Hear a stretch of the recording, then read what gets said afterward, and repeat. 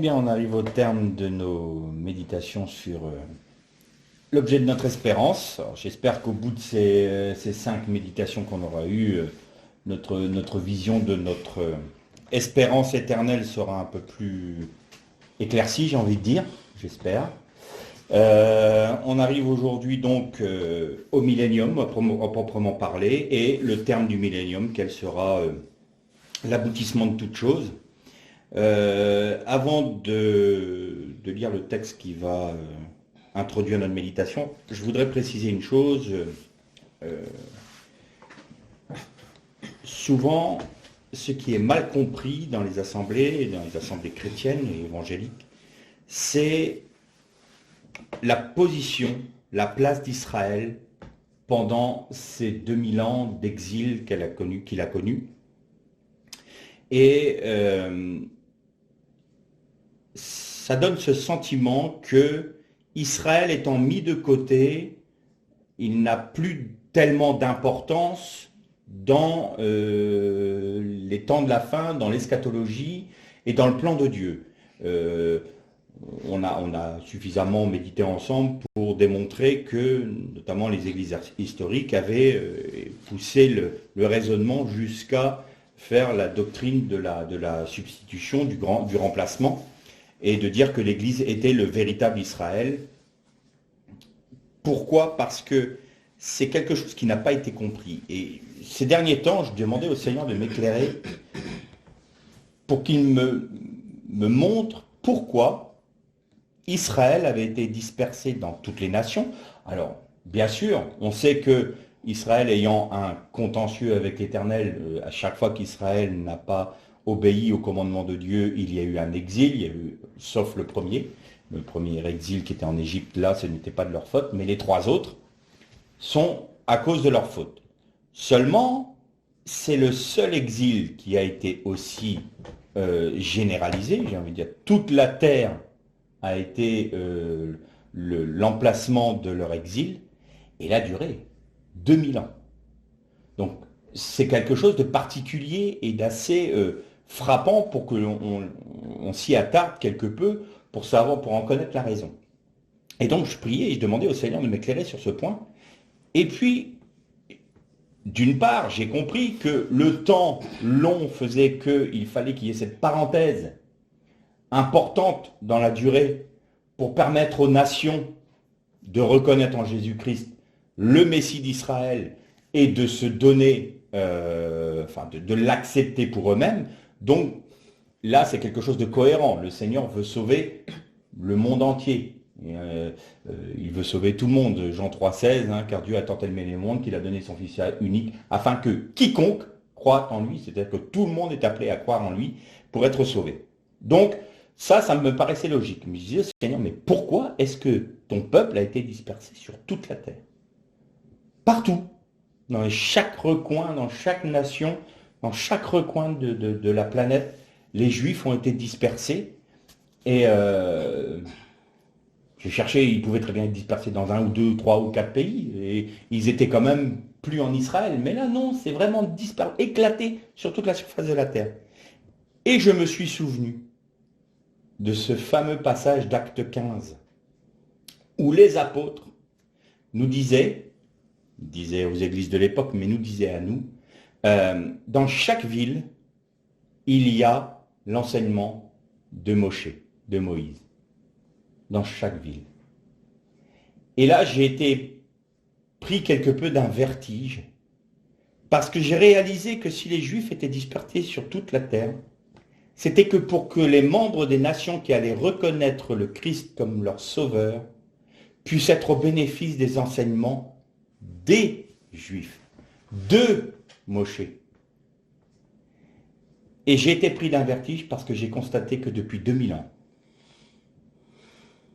le christianisme, dans sa grande majorité, n'a pas reconnu cela. Et non seulement n'a pas bénéficié des enseignements des Juifs, mais plus encore, ils leur ont fait la guerre. Et ce vertige a été du fait de me donner cette impression de 2000 ans de gâchis. Alors bien sûr, il y a la grâce de Dieu, je ne suis pas en train de dire que voilà, c'est fini, on va tout remballer puis tout le monde est perdu. C'est pas ce que je suis en train de dire. Mais je pense véritablement que Satan a réussi, malgré tout, à introduire son poison, et c'est une évidence, entre les Juifs et les chrétiens, qui a entraîné cette telle discorde entre les deux mouvements, à tel point que les Juifs disent que le christianisme est une nouvelle religion, inventée par Jésus. Bon, maintenant, ils en reviennent un peu, ils disent que c'était un grand rabbin, il y a quelques rabbins qui même maintenant disent, mais on se pose quand même la question de savoir si c'est pas le Mashiach. Mais quand même, 2000 ans où l'objectif de Dieu, c'était de profiter, de faire bénéficier aux nations de l'exil de son peuple pour pouvoir être au bénéfice des grâces qu'il voulait donner aux nations à travers d'Israël. Et ce rendez-vous-là, dans sa grande majorité, on va dire à 90%, a été manqué par les membres des nations. D'où la raison de mon vertige et de me dire, mais Seigneur, qu'avons-nous fait là? Mais, comme on dit toujours, il n'est jamais trop tard pour bien faire. Donc essayons de retrouver nos racines. Il nous faut nous attacher à nous retrouver nos racines parce que c'est là que se trouve Dieu. Dieu ne rejettera jamais son peuple. Et il faut qu'on se rattache à l'olivier franc, l'olivier cultivé, pour être au bénéfice de la sève qui vient en lui. Alors la grâce que Dieu a donnée au peuple, au christianisme, c'est que par son esprit, et ça je l'ai constaté plusieurs fois, le Seigneur nous instruit par son esprit, même dans la lecture d'une traduction qui n'est pas optimale, j'ai envie de dire. Mais il nous met quand même au bénéfice de réalités profondes que l'on découvre dans l'hébreu notamment. Ça, je l'ai constaté depuis que je me suis penché un peu plus sur l'hébreu. J'ai constaté que le Seigneur nous révèle ces choses-là. Donc, il nous fait grâce malgré tout dans cette situation. Mais tout de même, n'avons-nous pas, le christianisme n'a-t-il pas manqué le plus grand de ses rendez-vous? Je vous laisse sur cette question. J'ai pas vocation à vous dire que c'est comme ça, puis c'est tout. Chacun, on peut ne pas être d'accord avec moi. Mais ça me paraît d'une évidence. La raison pour laquelle le peuple juif a été aussi éclaté, c'est pour que chacun soit au bénéfice des enseignements de Moïse. Voilà. Donc je voulais juste donner cette petite précision avant d'entamer donc la méditation de ce jour. Alors on va lire justement le passage nous parlant du millénium dans l'Apocalypse au chapitre 20. Donc le millénium, c'est pas un mot qui est biblique, comme ceux qui sont contre les amillénaristes nous disent le millénium n'est pas dans la Bible, donc c'est une doctrine qui est fausse. Bon, d'accord, on peut couper les cheveux en quatre si on veut, et même s'il n'est pas parlé de millénium, il est quand même parlé de règne de 1000 ans. Bon, voilà, si on veut s'arrêter sur la sémantique, il y a des moments, ça devient un peu pénible. Bon, bref, s'ils ne veulent pas entendre millénium, eh bien, on va parler du règne de 1000 ans. Donc, Apocalypse, excusez-moi, chapitre 20.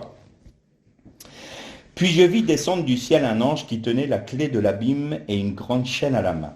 Il saisit le dragon, le serpent ancien, qui est le diable Satan, et il le lia pour 1000 ans.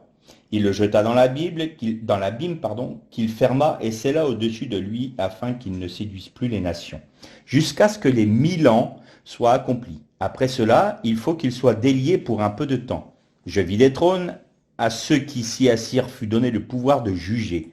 Et je vis les âmes de ceux qui étaient morts sous la hache à cause du témoignage de Jésus et de la parole de Dieu, et de ceux qui ne s'étaient pas prosternés devant la bête ni devant son image, et qui n'avaient pas reçu la marque sur le front ni sur la main. Ils revinrent à la vie, et ils régnèrent avec Christ pendant 1000 ans.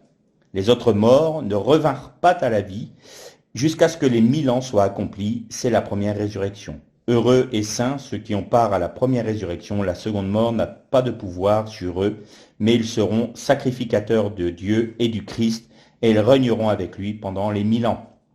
Quand les 1000 ans seront accomplis, Satan sera relâché de sa prison, et il sortira pour séduire les nations qui sont aux quatre coins de la terre, Gog et Magog, afin de les rassembler pour la guerre. Leur nombre est comme le sable de la mer. Ils montèrent à la surface de la terre, et ils investirent le camp des saints et la ville bien-aimée. Mais un feu descendit du ciel, et les dévora. Le diable qui les séduisait, fut jeté dans les temps de feu et de soufre où sont la bête et le faux prophète. Et ils seront tourmentés jour et nuit jusqu'au siècle des siècles. Nous terminerons là notre lecture. Là, il nous est parlé donc concrètement du règne de 1000 ans.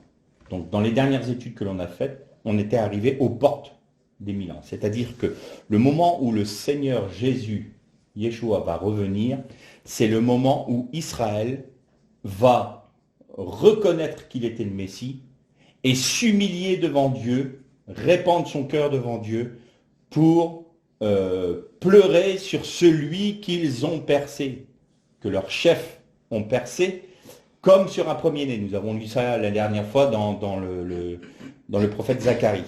Et donc, au moment où Israël se repent et reconnaît le Messie, c'est le moment où le Seigneur revient sur le mont des Oliviers. Qu'est-ce qui nous permet de dire ça? C'est la prédication de Pierre dans Acte 3 qui dit « Repentez-vous ». Repentez-vous, car celui qui est le Messie, Jésus, celui que vous avez percé, il est le Mashiach. Et si Israël avait reconnu à ce moment-là Jésus comme le Messie, il revenait tout de suite. Il n'y aurait pas eu cette parenthèse de 2000 ans dont on a parlé juste avant de lire le texte, pour les nations. Donc, au moment où Israël va reconnaître Jésus comme le Messie, c'est la fin du temps des nations. La porte de l'arche se ferme, c'est fini. Donc le temps de la grâce sera terminé. Et viendra le règne de 1000 ans. Alors, souvent, le gros problème que l'on a, c'est que on se dit que ceux qui vont vivre le règne de 1000 ans ou le millénium sont tous ceux qui sont sauvés et uniquement ceux qui sont sauvés. Sauf que la Bible ne nous parle pas de ça. La Bible nous parle bien de 4 royaumes. On en a parlé dans toutes ces études, dans les études précédentes, qui étaient Babylone, Médo-Perse, Grec, Romain. Romain qui est une résurgence. Aujourd'hui, le monde occidental est une résurgence de Rome, et notamment à travers les nations occidentales qui ont persécuté les Juifs. Et donc, au terme de ces 4 royaumes, il doit y en avoir un 5e. Le 5e, c'est-à-dire, c'est le Seigneur qui dit, écoutez, je vous ai laissé faire ce que vous vouliez, je vous ai laissé aller au maximum de ce que vous pouviez faire. Vous en êtes arrivé à avoir uni les nations, ligué tout l'ensemble des nations contre moi et contre mon peuple. Et on arrive à un point où le cœur mauvais des hommes est arrivé à un tel comble qu'il a mis effectivement un comble à son péché, mais plus encore, ils en sont à un point où dans les guerres, ils peuvent très bien se détruire complètement, détruire toute l'humanité, détruire toute la planète. On y est, hein. Aujourd'hui, on peut très bien détruire toute la planète avec des armes nucléaires. Et donc Dieu met un terme, et il dit maintenant ça suffit. J'ai vu ce que vous étiez capable de faire. Je vous ai laissé aller au bout de votre rébellion contre moi, au bout de votre logique. Vous avez espéré créer, vous créez un paradis, un Éden hors de moi, et regardez où ça vous a mené à pratiquement votre autodestruction. Donc là, maintenant, il met un terme. Et le Seigneur dit, aujourd'hui, c'est moi qui règne. Et donc le Christ vient, le Mashiach, vient régner sur Israël. Il met ses 2 pieds sur le mont des Oliviers. Il les a pas mis à Hollywood, il les a pas mis sur la butte Montmartre, il les a pas mis au Taj Mahal. Non, c'est le mont des Oliviers. Pas de chance pour les nations. C'est comme ça. Donc, Jésus revient pour régner sur son peuple. Il est le roi de Juda, le fils de David. Donc, c'est le roi d'Israël.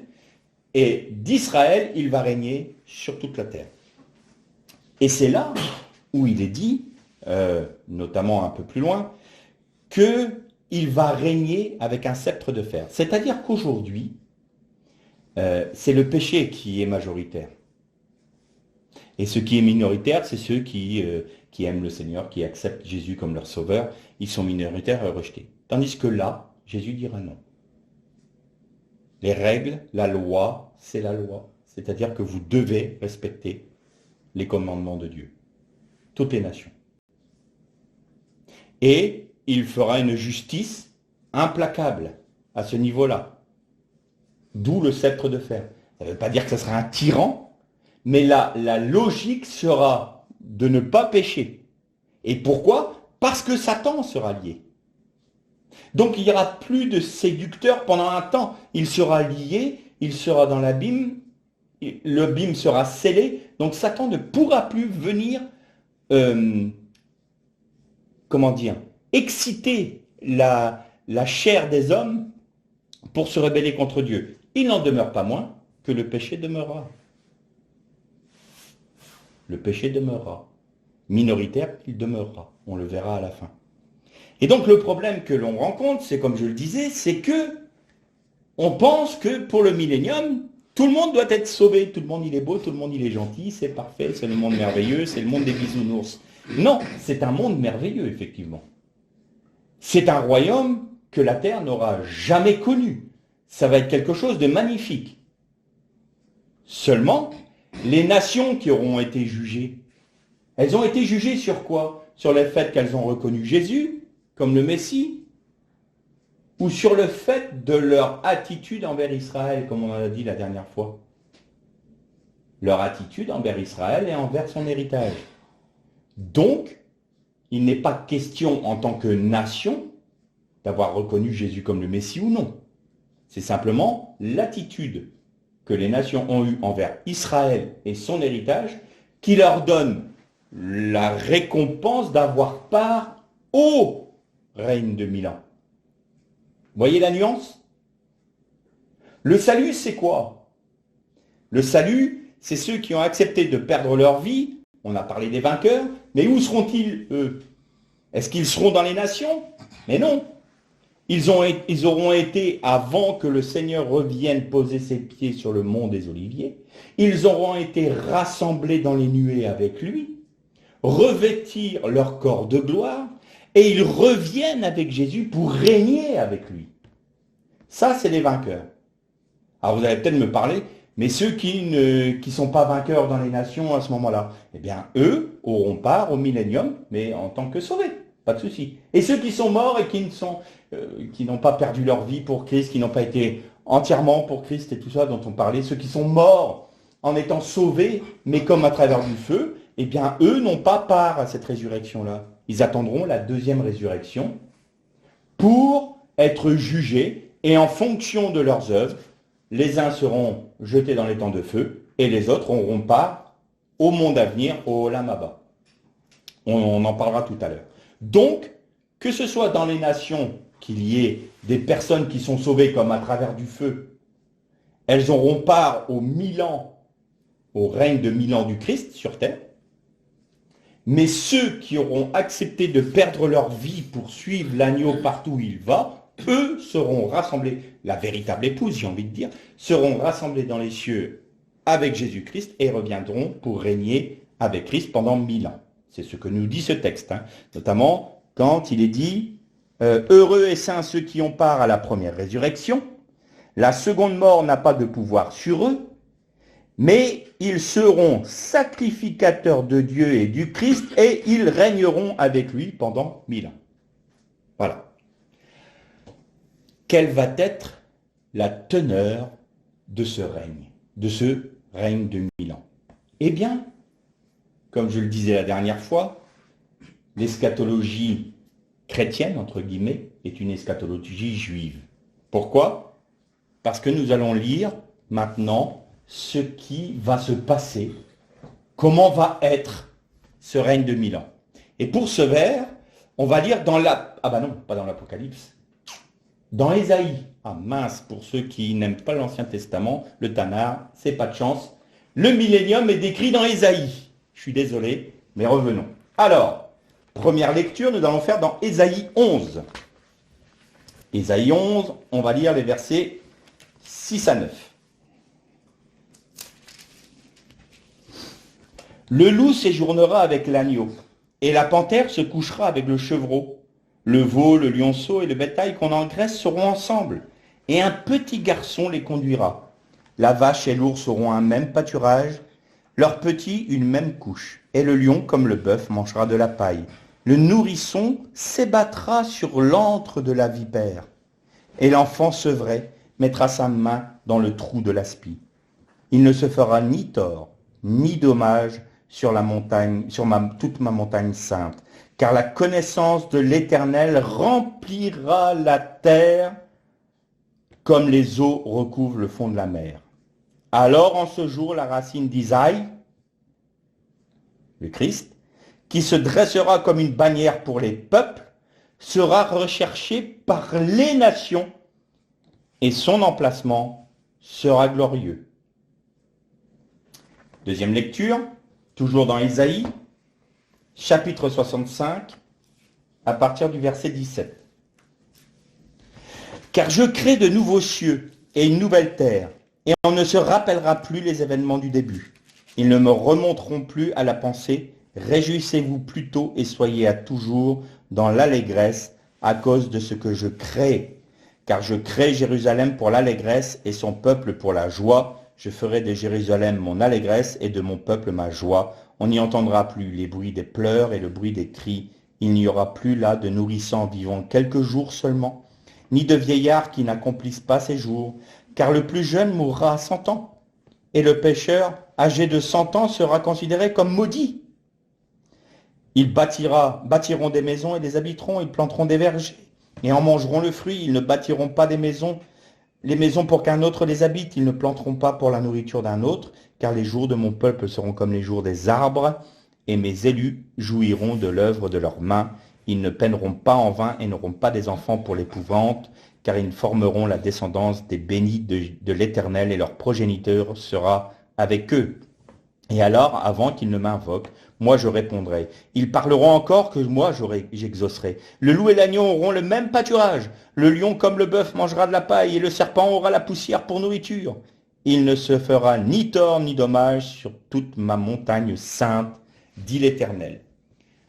Ces deux passages du prophète Ésaïe nous parlent justement du règne de 1000 ans et au-delà, de l'aboutissement du règne de 1000 ans. Le chapitre 11 nous montre bien la félicité qui existera. C'est-à-dire que tous les animaux qui sont censés se détruire mutuellement vont vivre ensemble en harmonie. On va revenir à un état édénique. On retrouvera l'Éden original. Et les nations chercheront l'Éternel parce que la gloire de l'Éternel recouvrira toute la terre comme la mer recouvre la surface de la terre. Et donc, pendant ce règne-là, les hommes auront la connaissance de Dieu et verront combien en Christ et combien le royaume de Dieu est un royaume de paix et d'harmonie, contrairement aux 4 autres empires qui auront vu le jour. Il y aura des membres des nations-là qui auront connu historiquement ce qui s'est passé avec les 4 empires et l'aboutissement final qui sera que 2 tiers de la terre mourront par les jugements de Dieu et sauront faire la différence entre ce que les hommes ont pu produire, ce que les hommes ont pu créer, ce que les hommes ont fait croire en leur promettant de pouvoir créer un Éden hors de Dieu et qui les a amenés à une déchéance totale et à un tel chaos, un tel tohu-bohu, tohu-vavohu, que les hommes en étaient arrivés à désespérer et à vouloir mourir. Il y a un texte de l'Apocalypse qui nous dit « Les hommes chercheront à mourir, mais la mort fuira loin d'eux. » C'est-à-dire que de ne pas mourir sera un jugement à ce moment-là, tellement ils souffriront. Voilà ce que les hommes leur auront apporté hors de Dieu. Et à contrario, ils vont rentrer dans un millénaire où il y aura harmonie, paix, sérénité. Et le texte nous dit 2 choses intéressantes. Déjà, qu'il n'y aura plus de fausses couches. Vous avez vu? Leur progéniture sera pour eux sans épouvante. sans épouvante. Pas de crainte de perdre mon enfant, pas avoir peur pour mon enfant, toujours vouloir le protéger. Bon, il y en a certains, ils n'ont pas peur, ils les mettent à mort. Bon, ça c'est un autre sujet. Mais un enfant qu'ils aiment, qui est la chair de leur chair, qu'ils chérissent, non, il n'y a plus de crainte. Votre enfant n'aura aucune crainte à avoir. Il peut même s'ébattre dans la nature. Il peut mettre la main dans le trou de la spie, le serpent, image de comment? Une des images de Satan, mais qui lui, en ayant été maudit, lui-même sera touché par la grâce et ne mordra plus l'enfant. Une harmonie parfaite. Et il est dit que le pécheur, notez, le pécheur qui vivra 100 ans sera considéré comme maudit. Remarquez qu'il restera des pécheurs pendant ce temps-là. Mais il y aura déjà un jugement. C'est-à-dire que 100 ans, ça sera jeune. Vous serez dans le début de votre vie.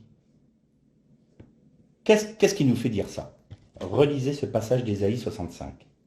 Il est dit, « Car les jours de mon peuple seront comme les jours des arbres. » Quand il est parlé des arbres dans le Tanakh et dans le judaïsme, il y a un arbre de référence qui symbolise Israël, qui symbolise le Saint-Esprit, puisqu'on en tire l'huile qui illumine la Ménorah, et cet arbre, c'est l'olivier.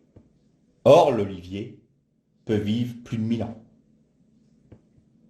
Et donc, les jours de mon peuple seront comme les jours des arbres.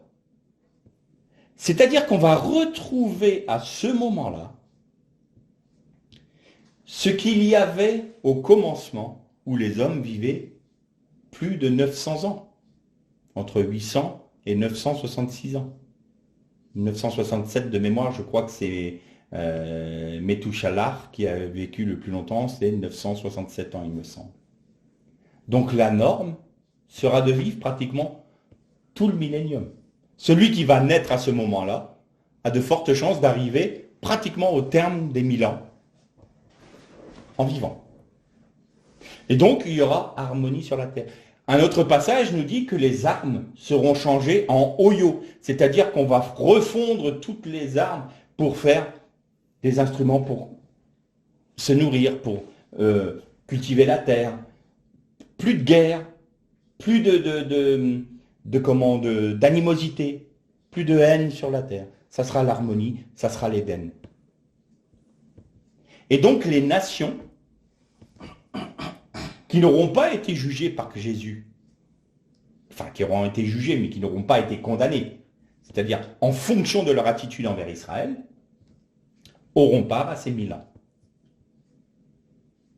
Alors vous allez peut-être me dire, bon, d'accord, mais qu'est-ce qu'il va en être de ceux qui ont accepté Jésus dans leur vie? Ils vont être où? Qu'est-ce qui va se passer pour eux? Quel va être leur but? Qu'est-ce que ça va donner? Donc, avant d'en arriver à ce sujet-là, tout est bien clair pour nous. Les nations qui auront part au millénium vont vivre cette harmonie-là et la vie de l'homme sera 5, 6, 7, 800 ans, 900 ans. Sauf pour ceux qui pêchent, qui seront jugés déjà dans leur limite de vie. Et on leur dira à 100 ans, oh, il est mort à 100 ans. C'est comme nous, on dit à quelqu'un, oh la pauvre personne, il est mort à 18 ans, 19 ans, 20 ans, oh, trop jeune pour mourir. Et bien à ce moment-là, on dira, 100 ans, oh là là là là là là, il est mort à 100 ans, quel drame. Alors aujourd'hui, nous, si on arrive à atteindre 100 ans, on se dit, je suis bien. Non, là, ça sera jeune. Ce sera l'enfance, presque l'adolescence. Tu diras, punaise, il est mort à 100 ans. Et qu'est-ce qui s'est passé? Ah, problème. Comment va ta grand-mère? Elle vient de fêter ses 870 ans. Ça va, en pleine forme. Ah, ça va être drôle, hein? Ça va être intéressant. Mais donc, ils vont vivre ça. Et là, ils vont voir la différence entre ce que les hommes leur ont proposé avec leurs 4 empires et ce que Dieu peut leur proposer et ce que Dieu voulait pour l'humanité. Et là, les hommes auront la bouche fermée. Ils ne pourront plus dire qu'ils pouvaient atteindre l'Éden par leur propre force. Alors, qu'en sera-t-il de ceux qui auront suivi le Christ? Eh bien, on va trouver cette réponse, notamment dans le livre de Matthieu, au chapitre 19. Matthieu 19, et ça doit être à partir du verset, il me semble que c'est 28.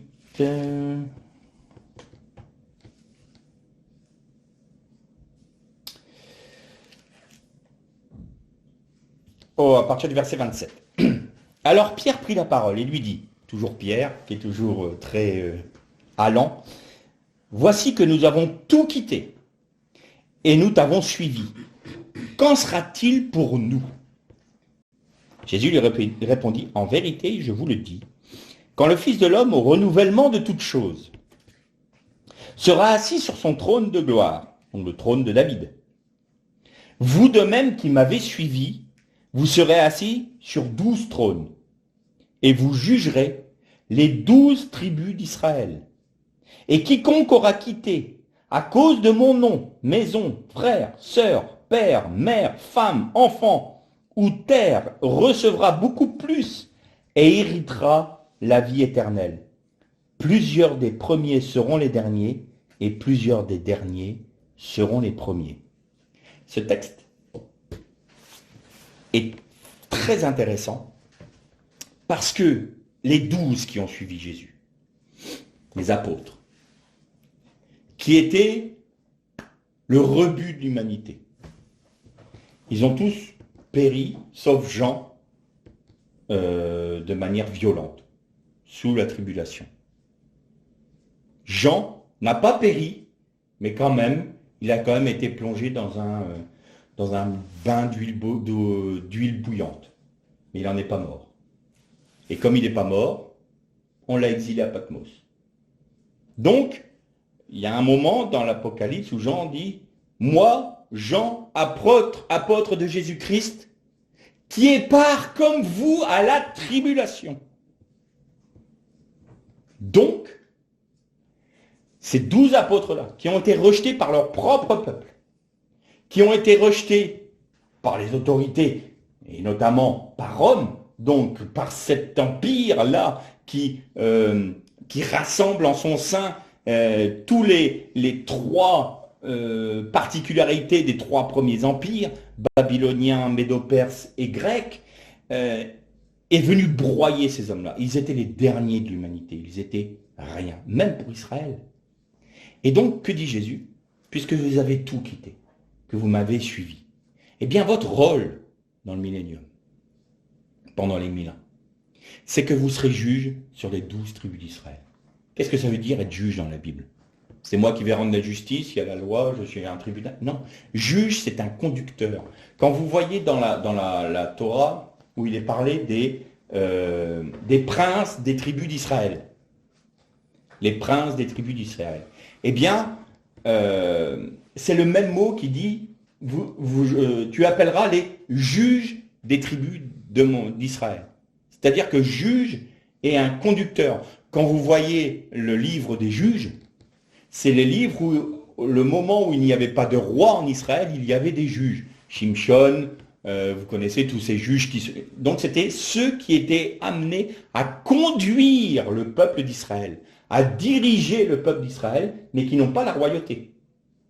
Eh bien, les 12 apôtres seront amenés à conduire et diriger chacun une tribu d'Israël sous le règne du Mashiach, qui lui régnera sur tout Israël, mais plus encore sur toutes les nations. Et tous ceux qui auront dans les nations abandonné leur vie, père, mère, sœur, mari, femme, enfant et terre, auront leur récompense. Et là, il y a un petit écho qui nous vient tout de suite à l'esprit. La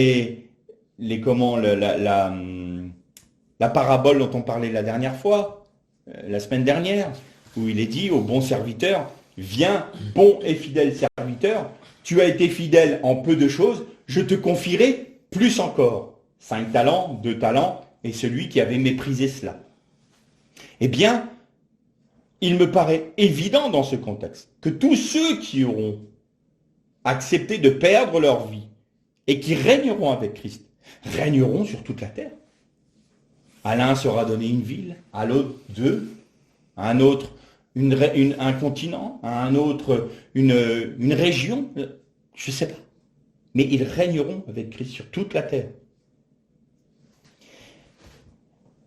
Et ça pendant 1000 ans. Mais, malgré tout, ce n'est pas le but encore. Là, on a une parenthèse qui permet à Dieu de démontrer aux hommes que s'ils avaient accepté d'être conduits par lui, ils n'auraient pas vécu toutes les vicissitudes qu'ils ont connues pendant toute l'histoire de l'humanité, depuis la chute. Mais ce n'est pas le terme, ça. C'est la démonstration de Dieu aux hommes qu'il avait la possibilité de leur donner non seulement l'harmonie, mais la paix, la joie et le bonheur. Mais vous notez une chose, pendant ces 1000 ans-là, la mort est toujours présente. Donc ce n'est pas le but. Ce n'est pas la fin de toute chose, le millénium. Ce n'est pas notre objectif. Certes, nous aurons part, en fonction de ce que nous aurons accepté pendant la dispensation actuelle, soit nous régnerons, soit nous aurons part au millénium, soit si nous mourrons avant que le millénium ne se mette en place, nous ressusciterons à la deuxième mort pour être jugés, et en fonction de cela, nous aurons part au Olam Haba, au monde à venir. Nous ne sommes pas encore au monde à venir. Donc voilà ce qu'est le millénium. Des nations vont passer de la fin de la grande tribulation au règne du Christ. Vous avez noté une chose aussi, le diable, il est lié. Il n'est pas jeté encore dans les temps de feu. Et il y a un texte qui nous surprend, dans l'Apocalypse qu'on a lu tout à l'heure, car il faut que le diable soit délié pour un peu de temps, afin qu'il rassemble les nations de toute la terre pour faire la guerre à la ville sainte. Et on se dit, mais attends, qu'est-ce qui se passe là? Pourquoi ça va se produire? Ben, la réponse, elle est limpide et d'une simplicité biblique. Parce que Dieu est juste. Bien, Dieu est juste, bien gentil. Pourquoi? Ben, évidemment. Moi, si je meurs dans cette dispensation-là, ou du moins, admettons que le Seigneur revienne quand j'ai 90 ans. Alors, le Seigneur revient, et là, je prends une assurance vie pour peut-être vivre encore 900 ans. Voilà. Bon. Mais, dis donc, pendant 90 ans, pardonnez-moi, mais qu'est-ce que j'aurais ramé pour être fidèle? Qu'est-ce que j'aurais subi comme attaque de Satan? Qu'est-ce que j'aurais subi comme tentation? Qu'est-ce que j'aurais subi comme opposition à ma foi? Et là, pendant le millénium, tout est facile. La gloire de l'Éternel remplit toute la terre. C'est pas dur d'être, entre guillemets, un enfant de Dieu dans ces conditions-là. C'est tout simple, il n'y a même plus de tentateurs. Quel mérite? On voit Jésus de visu. On peut très bien aller à Jérusalem pour rencontrer le Mashiach. On ira tous les ans pour la fête de Sukkot, pour rendre hommage à l'Éternel et ce que je crois être le temple qui sera restauré, où le Mashiach sera pour régner. Alors que ceux qui nous ont précédés, eux, sera tout été par la foi. Elle est où la justice là? Là, si c'était ça, et que ça s'arrêtait comme ça, moi j'aurais envie de dire au Seigneur, merci, mais j'aurais préféré naître pendant le millénium que de galérer en 1969 quand je suis né, pour ramer pendant toute ma vie. Hein. C'est normal. Donc, qu'est-ce qui va se passer pour les nations et pour les personnes qui vont vivre pendant le millénium? Mais il faut qu'eux aussi soient tentés. C'est une question de justice. C'est une question d'équité. Et Dieu est juste. Donc, ils auront vécu 1000 ans, facile, simple, pas de maladie, la mort à plus de 900 ans. Ils ne perdront pas leurs enfants. Il n'y aura pas de guerre. Il n'y aura plus de maladie. Tout sera à paix et harmonie. On pourra laisser les enfants s'ébattre comme on veut dans la nature sans qu'il y ait un violeur, un meurtrier ou qu'une bête sauvage vienne les dévorer. Tout sera parfait et harmonie. Mais il faut qu'ils n'auront jamais connu les tentations des générations précédentes.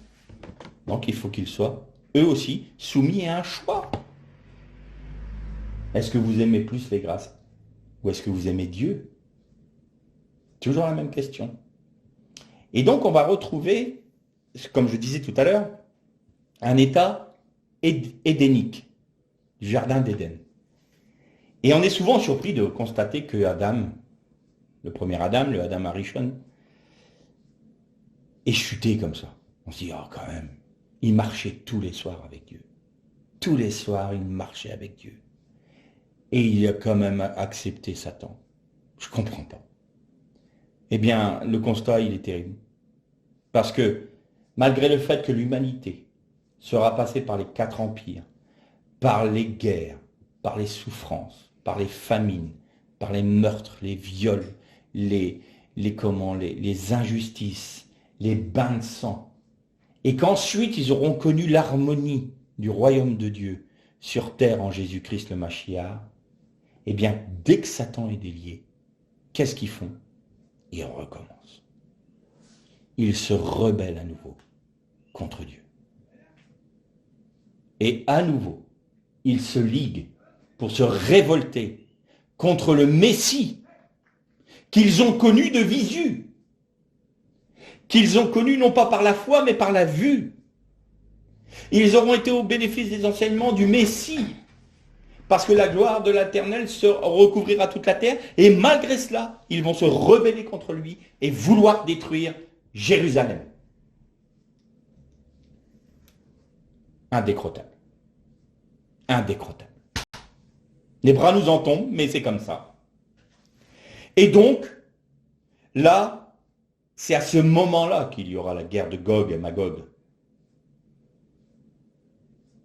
Gog, roi de Magog. Et dans toutes les scatologies juives, on retrouve ces deux entités, le Gog, roi de Magog. Et évidemment, comme il y a les amillénaristes qui ne croient plus, qui ne croient pas au règne de 1000 ans du Christ sur terre, se disent que ben là, on va arriver vers la guerre de Gog et Magog. Et là où je répondrai aux amillénaristes ou aux post-millénaristes disant que Satan est donc lié puis il est jeté dans les temps de feu. Alors pour les amillénaristes, il est jeté dans les temps de feu. Ben, je trouve qu'il a encore beaucoup d'influence sur terre. Excusez-moi, mais ça me paraît un peu problème. Et pour les post-millénaristes, il est lié. Il est lié depuis que Jésus a donné sa vie sur la croix, parce que c'est Jésus en mourant sur la croix qu'il a lié. Et là, je leur répondrai, bah, la chaîne, elle est trop longue. Parce que, dis donc, qu'est-ce qu'il fait encore comme carnage sur cette terre? Donc, ça ne tient pas debout. Ça ne tient pas debout.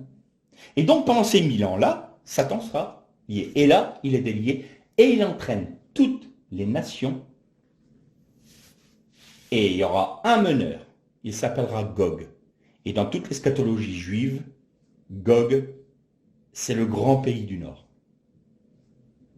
Si vous prenez Jérusalem et que vous prenez un axe plein Nord, vous tombez sur Moscou.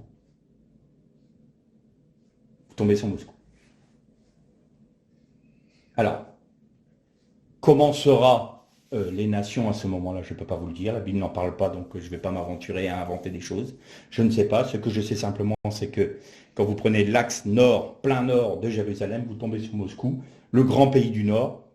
Comme ça ne sera pas les nouveaux cieux et les nouvelles terres, il y aura quand même des nations qui resteront vivantes en tant quantité sur terre, qui n'auront pas été condamnées et donc détruites. Et le grand pays du Nord, actuellement, c'est ça. Alors, est-ce que ça sera, aujourd'hui on dit la Russie, mais est-ce que ça sera peut-être autre chose? Là, je ne sais pas. Je ne peux pas m'aventurer. La Bible pas claire là-dessus. Enfin, du moins, ne nous éclaircit pas plus avant là-dessus. Ce que je sais une chose, c'est qu'il y aura un roi, un dirigeant, quelqu'un qui prendra la direction et qui régnera sur ce pays-là, ou du moins qui prendra une autorité sur ce pays-là, parce que ceux qui régneront avec Christ, c'est les membres de l'Église, c'est Église, hein, judéo-chrétienne et pagano-chrétienne, hein, on parle bien ensemble. Hein. Il prendra une autorité sous l'influence de Satan, fomentera une rébellion, amènera les nations à se rebeller contre ceux qui ont autorité sur eux, c'est-à-dire les vainqueurs. Il y aura une révolte mondiale. Ils viendront avec toutes leurs armées pour détruire Jérusalem et le Mashiach. Seulement là, ils auront le jugement de Sodome et Gomorrhe. Le feu du ciel qui tombera sur eux et les détruira entièrement. Ça sera fini là. Mais ça sera fini à un point où l'apôtre Pierre nous dit « Cette terre est réservée pour le feu ». Je crois vraiment que là, ça sera fini. La terre sera embrasée. Cette terre-là sera embrasée. Ça sera la fin du millénium. Donc vous voyez la logique, 4 empires, l'histoire de l'humanité dans sa rébellion contre Dieu va pouvoir aller à son paroxysme avec le fils de l'iniquité qui prendra la direction d'un système mondial qui rappellera Nimrod et Babylone, la première Babylone, donc Babylone la Grande, au terme duquel, de cette révolte, Jésus reviendra au cri de son peuple d'Israël qui le reconnaîtra comme le Messie. Alors il reviendra pour libérer Israël du joug du fils de perdition et de cette attaque-là. Première bataille. Ce que je crois être la bataille d'Armageddon, là. Mais Gog et Magog, c'est après. Et il y en a qui font un peu, qui disent, Armageddon, c'est la guerre de Gog et Magog. Non, c'est deux choses différentes. La guerre d'Armageddon, c'est avant le millénium. La guerre de Gog et Magog, c'est après, c'est à la fin du millénium. La Bible nous le montre. Et donc, Jésus revient, instaure le règne de 1000 ans. On vient de parler du millénium. Qui sera comment? Qui fera quoi pendant ce millénium? Voilà. Donc ça montre bien que les nations, au sein des nations, il y aura encore cette tendance au péché. Vous voyez que ce n'est pas ceux qui ont part au royaume, sur terre, ne sont pas ceux qui forcément ont accepté Christ pour leur sauveur. Ils sont simplement les nations qui ont eu un comportement suffisamment honnête et droit envers Israël. Ceux qui, pendant cette dispensation-là, auront entièrement donné leur vie à Christ et auront été vainqueurs avec Christ, eux régneront pendant ce millénium-là sur les nations. Et les tribus d'Israël régneront sur Israël. Et les 12 apôtres régneront sur les 12 tribus d'Israël. D'accord? Juste une précision. La semaine dernière, on a parlé de l'importance des noms. Je vous ai dit que les Juifs enlevaient le haïn de Yeshua, donc ça leur voilait le Messie. Et le fait que les noms donnaient la personnalité et la mission. Et vous remarquez qu'à Pergame, Jésus dit « Et je donnerai au vainqueur un nom nouveau ». Un nom nouveau, au vainqueur. Pourquoi? Eh bien, je crois vraiment que c'est pour le millénium. C'est-à-dire, à l'un, je donnerai une ville, à l'autre, je donnerai une région. Vous aurez un nom, nous aurons un nom en fonction de ce que nous aurons, de la mesure de Christ que nous aurons laissé paraître en nous pendant cette dispensation-là, pendant notre vie. C'est-à-dire que notre récompense va être en fonction de la mesure de Christ en nous. Cette mesure de Christ en nous va produire des œuvres pour le règne. Et donc notre nom, non seulement qualifiera cette acceptation, la mesure du Christ en nous, mais en même temps, ce que nous aurons à accomplir pendant ce règne de 1000 ans. Voilà pourquoi le vainqueur aura un nom nouveau. Et il aura le nom de Jérusalem aussi. Il portera le nom de Jérusalem. Parce qu'il est du royaume d'Israël, qui a son cœur à Jérusalem. Et le cœur de Jérusalem, c'est le Saint-Temple, le Beth Amikdash. Et il aura le nom de mon Père, et mon nom nouveau. Parce que là, Jésus, quand il est venu, c'était le Mashiach ben Yosef, le Messie souffrant. Mais quand il revient, c'est le Mashiach ben David. Il montera sur le trône de son père David et régnera d'éternité en éternité. C'est un trône éternel. Et donc son nom nouveau sera là, portera son nom nouveau. Voilà pourquoi les noms vont être donnés, vont changer. Nous arrivons au terme du millénium, rébellion généralisée. Qu'est-ce qui se passe après? Eh bien là encore, l'Apocalypse nous en parle. Nous allons reprendre dans le livre de l'Apocalypse, au chapitre 21, ce coup-ci.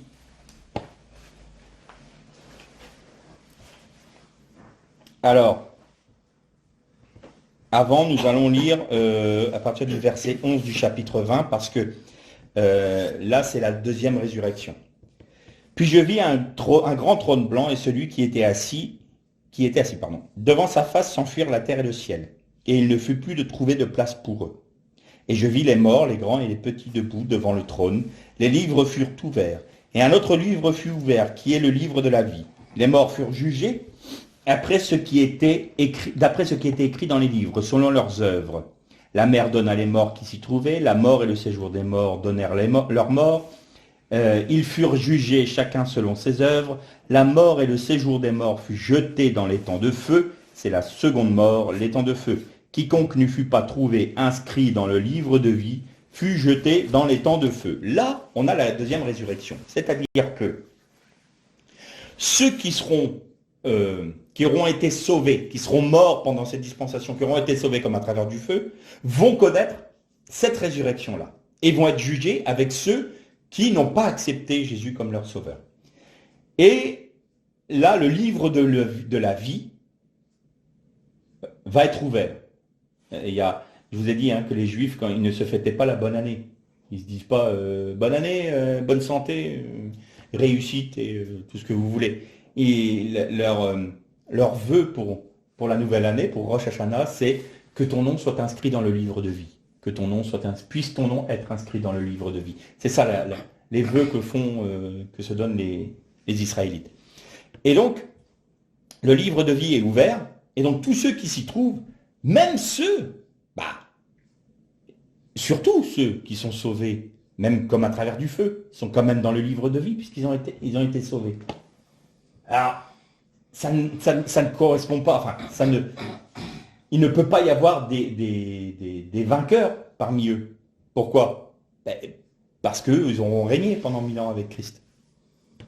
Ils auront déjà revêtu leur corps de gloire. Donc ils n'ont pas part à la deuxième résurrection. Ils ont eu part à la première, pour régner avec Christ. Et donc là, il y a deux compagnies à nouveau. Les sauvés et les non sauvés. Ceux qui ne sont pas sauvés, donc qui n'ont pas leur nom inscrit dans le livre de vie, sont jetés dans l'étang de feu avec Satan, le faux prophète, et Babylone la Grande. Et comme là, c'est la fin de toute chose, la mort et le séjour des morts sont jetés eux aussi dans l'étang de feu. Qu'est-ce que c'est que cet étang de feu? Qu'est-ce que la seconde mort en fait? La mort, c'est quoi? La mort est un exil. Vous avez remarqué que chaque fois que Dieu juge son peuple, il l'exile. Et la mort de l'Adam Arishon, si tu pèches, tu mourras. C'est-à-dire, si tu pèches, tu seras exilé de la terre. Tu seras ôté de la terre, tu seras rejeté loin de la terre. La mort, c'est ça. C'est un exil. La seconde mort, c'est un exil éternel avec Dieu. C'est-à-dire que ceux qui ont part à la deuxième mort n'auront plus jamais, jamais la possibilité de rencontrer Dieu, d'être avec Dieu, d'être en Dieu pour l'éternité. Alors on peut se dire, wow, pas bien méchant, si on n'est pas, moi si j'ai vécu toute ma vie sans Dieu, que je vive l'éternité sans lui, oui. Mais imagine une chose. Imaginez les souffrances que l'on vit ici-bas. Les meurtres, les viols. Vous vivez ces souffrances psychiques, psychologiques. Vous voyez la somme de souffrances qu'il y a au niveau psychique et physique dans l'humanité. Eh bien, imaginez d'avoir cette même condition de vie. Mais de ne pas pouvoir en finir. Parce que beaucoup qui souffrent sur la terre disent « Oh, j'en peux plus ». Et puis sautent la vie. Ils se suicident. Quelque part, la mort est pour eux une échappatoire à leur vie ici-bas, à leur souffrance psychologique, à leur souffrance physique, à leur souffrance psychique. Mais là, non. Pas de mort pour nous libérer. Et ceux qui auront péché le plus, qui auront été les plus, je pense notamment aux dictateurs du type Staline ou Hitler, ils étaient toujours terrorisés. Peur d'un attentat, peur d'un... Ils vivaient dans la peur, dans la crainte. Eh bien, ils vont vivre ça à puissance combien? Sans pouvoir y échapper. Il y a un texte que donnait le patriarche Jacob, il disait « Ce que je crains, c'est ce qui m'arrive. » Vous vous souvenez de ce texte dans la Genèse? Ce que je crains, toutes mes craintes, à partir du moment où je formule une crainte, elle m'arrive. Il y a une loi spirituelle là. Eh bien, toutes vos craintes seront réalisées pour l'éternité. Seulement, vous ne pourrez pas y échapper. Et vous ne pourrez plus avoir accès à Dieu pour dire « Seigneur, pardonne-moi, je veux ». Non, c'est fini. Le temps est fini. C'est un étang de feu. C'est-à-dire le feu qui va consumer notre être. Pas brûler, comme on va brûler des châtaignes ou brûler un bout de bois. Non, on va être consumé par la souffrance à laquelle nous ne pourrons pas échapper. Voilà ce que c'est, l'étang de feu. Et pour les autres, qu'est-ce qui se passe? Eh bien, c'est là où on va lire le chapitre 21. Je vis un nouveau ciel et une nouvelle terre, car le premier ciel et la première terre avaient disparu et la mer n'était plus. Et je vis du centre du ciel, d'auprès de Dieu, la ville sainte, la nouvelle Jérusalem, prête comme une épouse qui s'est parée pour son époux. J'entendis du trône une voix forte qui disait « Voici le tabernacle de Dieu avec les hommes. Il habitera avec eux, ils seront son peuple, et Dieu lui-même sera avec eux. Il essuiera toute larme de leurs yeux. La mort ne sera plus, et il n'y aura plus ni deuil, ni cri, ni douleur, car les premières choses ont disparu. Celui qui était assis sur le trône dit « Voici, je fais toutes choses nouvelles. » Et il dit « Écris, car ces paroles sont certaines et vraies. » Il me dit « C'est fait, je suis l'alpha et l'oméga, le commencement et la fin. À celui à qui a soif, je donnerai la source de l'eau vive, de la vie, gratuitement. Tel sera l'héritage du vainqueur, je serai son Dieu et il sera mon fils. » On retrouve la même promesse au vainqueur. Mais pour les lâches, les incrédules, les abominables, les meurtriers, les débauchés, les magiciens, les idolâtres et tous les menteurs, leur part sera dans les temps de brûlant de feu et de soufre. Cela, c'est la seconde mort. Puis un des 7 anges qui tenait les 7 coupes remplies des 7 dernières plaies vint et me parla en disant « Viens, je te montrerai l'épouse, la femme de l'agneau. » Il me transporta en esprit sur une grande et haute montagne, et il me montra la ville sainte, Jérusalem, qui descendait du ciel d'auprès de Dieu. Elle avait la gloire de Dieu, son éclat était semblable à celui d'une pierre très précieuse, d'une pierre de jaspe transparente, comme du cristal. Elle avait une grande et haute muraille, elle avait 12 portes, et sur les portes 12 anges. Les noms y étaient inscrits, ceux des 12 tribus des fils d'Israël. À l'Orient, 3 portes. Au nord, 3 portes. À midi, 3 portes. Et à l'occident, 3 portes. La muraille de la ville avait 12 fondements, et sur eux, les 12 noms des 12 apôtres de l'agneau. Celui qui me parlait avait pour mesure un roseau d'or, afin de mesurer la ville, ses portes et ses murailles.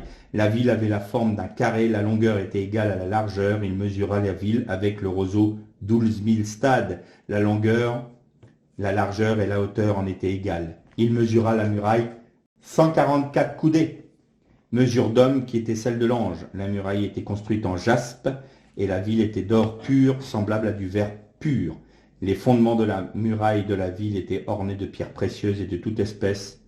Le premier fondement était de jaspe, le deuxième de saphir, le troisième de chalcédoine, le quatrième d'émeraude, le cinquième de sardonyx, le sixième de sardoine, le septième de chrysolite, le huitième de béryl, le neuvième de topaze, le dixième de chrysoprase, le onzième d'hyacinthe, le douzième d'améthyste. Les 12 portes avaient 12 perles, chacune des portes était une seule perle. La place de la ville était d'or pur, comme du verre transparent. Je ne vis pas de temple, car le Seigneur Dieu Tout-Puissant est son temple, ainsi que l'agneau. La ville n'a besoin ni de soleil ni de lune pour y briller, car la gloire de Dieu l'éclaire, et l'agneau est son flambeau. Les nations marcheront à sa lumière, et les rois de la terre y apporteront leur gloire. Ses portes ne se fermeront point pendant le jour, car là où il n'y aura pas de nuit, on y apportera la gloire et l'honneur des nations. Il n'y entrera rien de souillé, ni personne qui se livre à l'abomination et au mensonge, mais ceux-là seuls qui sont inscrits dans le livre de la vie de l'agneau. Vous pourrez continuer. Là, on parle de l'arbre de la vie qui revient sur la place et qui est pour la guérison des nations et leur nourriture. Là, c'est ce que c'est décrit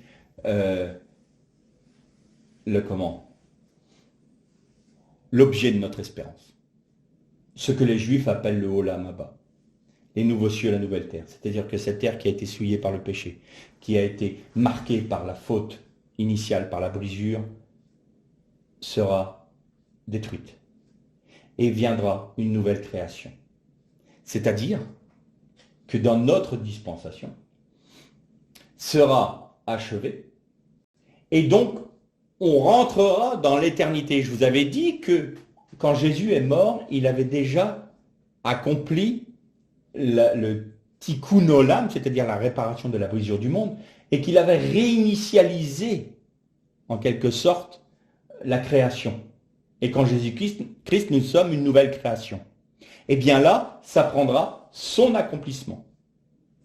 Autant auprès de Dieu, c'est accompli, parce que c'est hors du temps, et autant nous, on était, entre guillemets, on est dans l'attente parce que nous sommes soumis au temps. Or, les nouveaux cieux et les nouvelles terres sont des eaux d'en haut, du mayim d'en haut, des mayim d'en haut. C'est-à-dire que là, il n'y aura plus de rakia. La différence, vous savez, cette séparation qu'il y a entre les eaux d'en haut et les eaux d'en bas, ça sera fini. Et vous voyez que la Nouvelle Jérusalem, moi je suis convaincu d'une chose, la Nouvelle Jérusalem, elle est construite avec les œuvres que les uns et les autres accomplissent aujourd'hui, et nos frères du passé, et ceux, si le Seigneur tarde, de l'avenir, qui sont des œuvres dignes de la gloire de Dieu.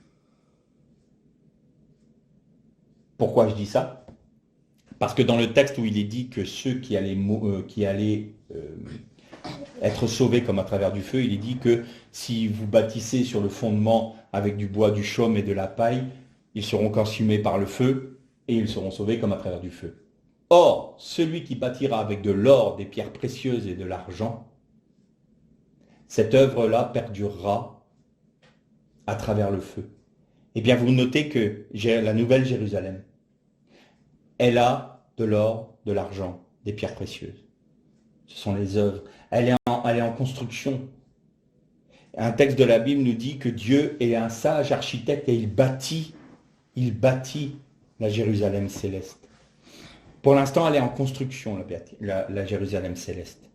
C'est-à-dire que l'épouse, c'est ceux qui non seulement ont accepté Jésus comme leur sauveur et comme leur Seigneur, mais qui, par la vie du Christ en eux et par l'abandon de leur propre vie, produisent des œuvres dignes de la Nouvelle Jérusalem. Et c'est la raison pour laquelle c'est l'épouse de l'agneau. quand elle descend, le texte nous dit, elle porte la gloire du Dieu Tout-Puissant, du Dieu très haut. Elle est ornée de la gloire du Dieu puissant. Et elle descend.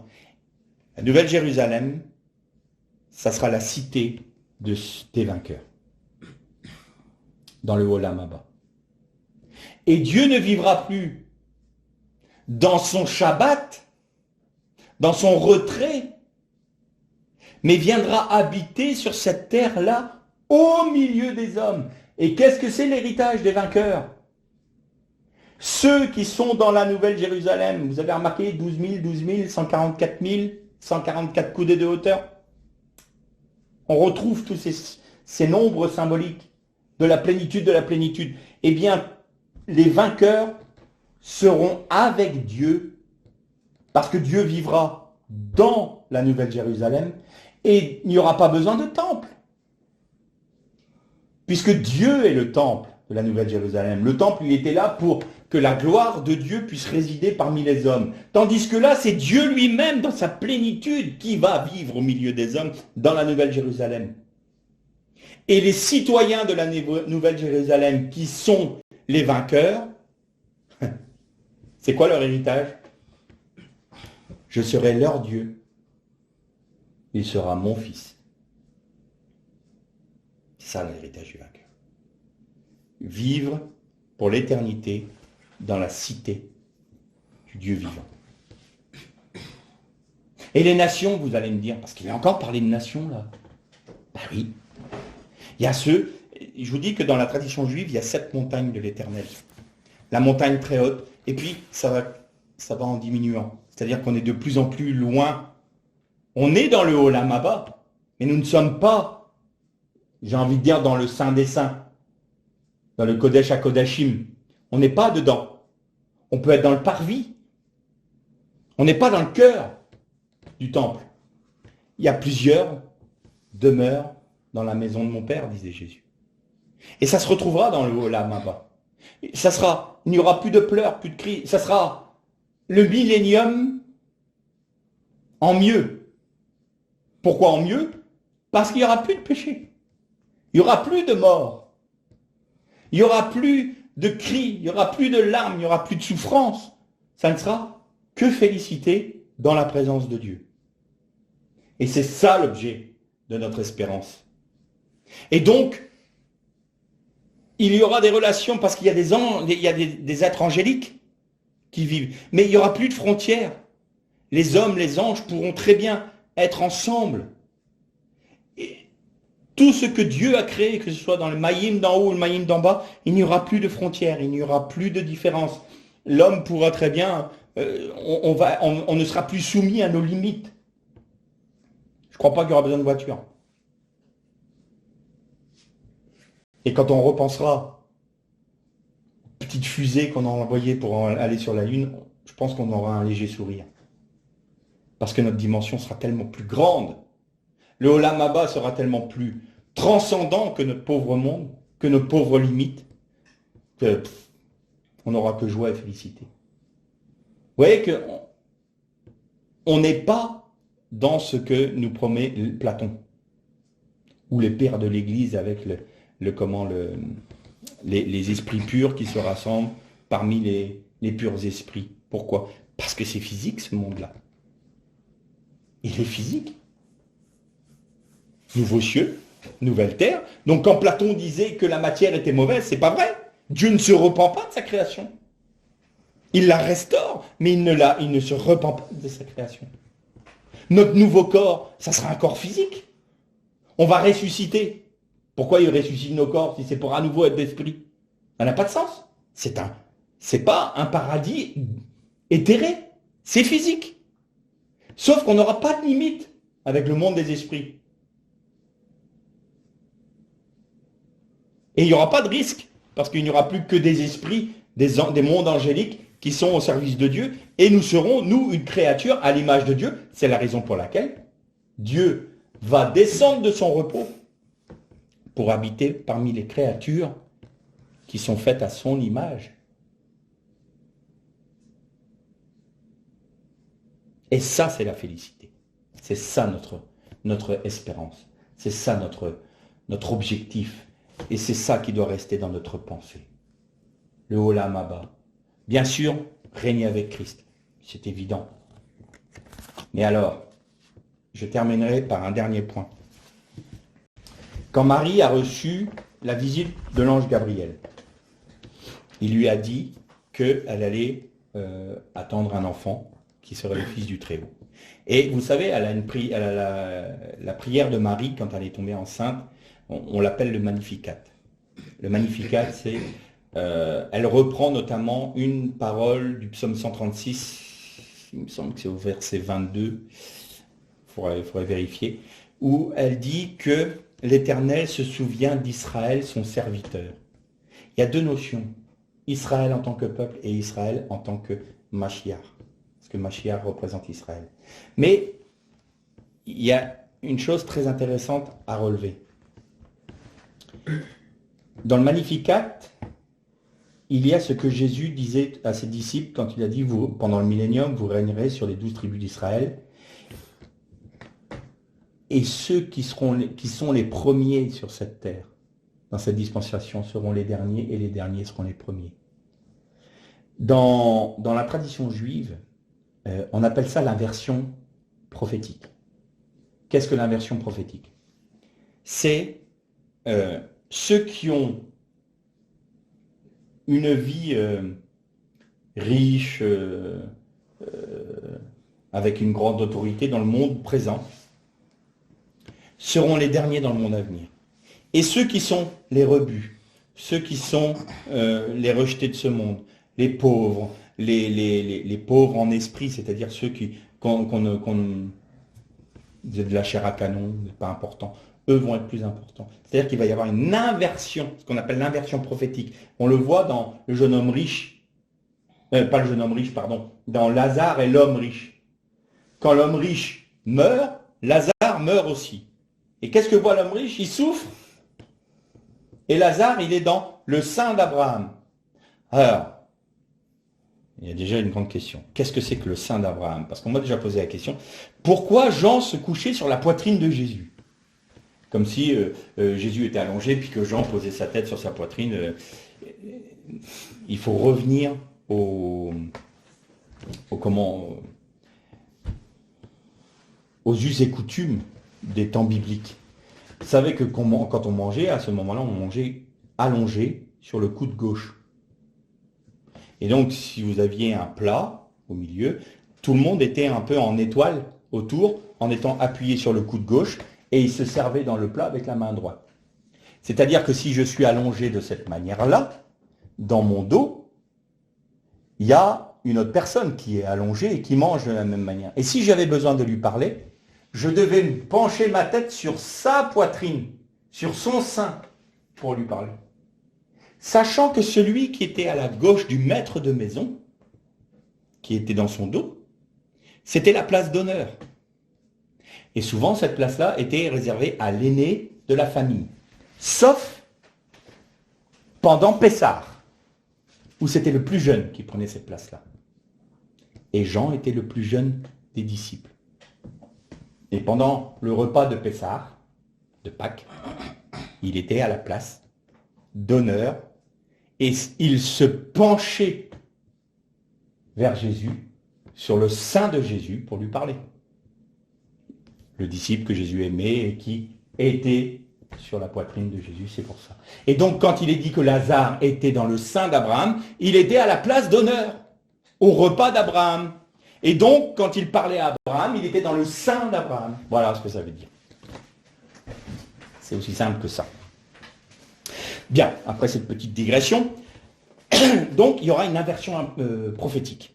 Inversion prophétique, donc les premiers seront les derniers seront les premiers. Et on trouve un écho, donc ça c'est pour le millénium, et on trouve un écho lorsque Jésus dit que celui qui voudra garder sa vie dans le monde présent, il la perdra. Pourquoi? Parce qu'il y aura cette inversion prophétique qui va se créer.